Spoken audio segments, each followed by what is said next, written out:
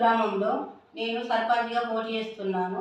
మీరు అందరూ నన్ను సహకరించి ఉంగరం గుర్తుకు ఓటేసి గెలిపించుకోగలరు. మీకు నేను ధన్యవాదాలు చేస్తున్నాను. 100% కాదు, 1000% చేస్తున్నాను.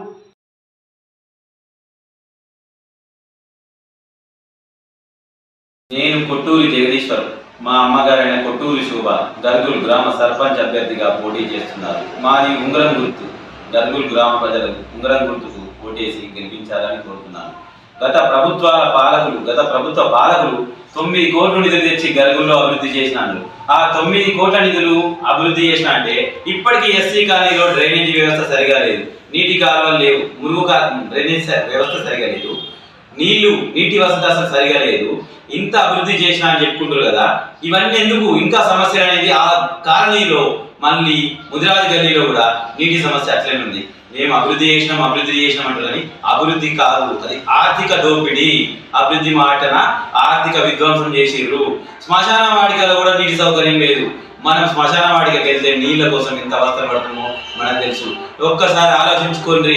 మీరే ఓటేసి మార్పు వేసి ఆ పోటీతత్వం పెంచి, ప్రశ్నించే తత్వం పెంచి ఊరు గ్రామ అభివృద్ధికి పాటుపడండి.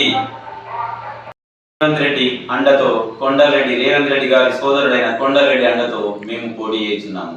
మా వెనుక రాజకీయ బలం లేదనుకుంటారు, మా వెనుక రాజకీయ బలం ఉంది. మా ఇంటికి రేవంత్ రెడ్డి గారు వచ్చి వెళ్ళారు. ఇది అందరికీ మీకు ఎమ్మెల్యే ఎలక్షన్లప్పుడు కూడా తెలిసే. మేము రేవంత్ రెడ్డి అండ, కొండలరెడ్డి అండ ఉండగా గ్రామ ప్రజలకు ఏ ఇబ్బంది కలగనివ్వను. నా వెనుక ఎవరు లేరు, బ్యాక్గ్రౌండ్ ఎవరు లేదనుకుంటారు, కానీ రేవంత్ రెడ్డి, కొండలరెడ్డి బ్రదర్స్ ఉన్నారు. గర్గుల్ గ్రామానికి అన్ని రంగాల్లో ముందుకు తీసుకెళ్ళడానికి, విద్యా పరంగా కానీ, వైద్య పరంగా కానీ, యువతకు ఉపాధి పరంగా కానీ. ఇప్పుడు మన గ్రామంలో లైబ్రరీ ఉంది కానీ పుస్తకాలు లేవు. నేను ఎంఏ బిఎడ్ చేసిన, నా దగ్గర 20,000 పుస్తకాలు, 20,000 సంబంధించిన పుస్తకాలు ఉన్నాయి. ఆ పుస్తకాలు నేను గెలిచినా గెలవకపోయినా ఆ పుస్తకాలని డొనేట్ చేస్తాను గ్రంథాలయంకు. అంతే. మన ప్రైమరీ హెల్త్ సెంటర్కు దారి సరిగా లేదు, ఆ బోర్డు అనేది పెట్టిస్తాను.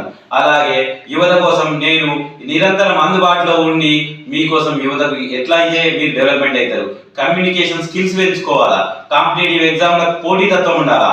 వేరే గ్రామాల పోటీతత్వానికి రేటు మన గ్రామంలో ఉన్న రేటు చాలా డౌన్ ఉంది.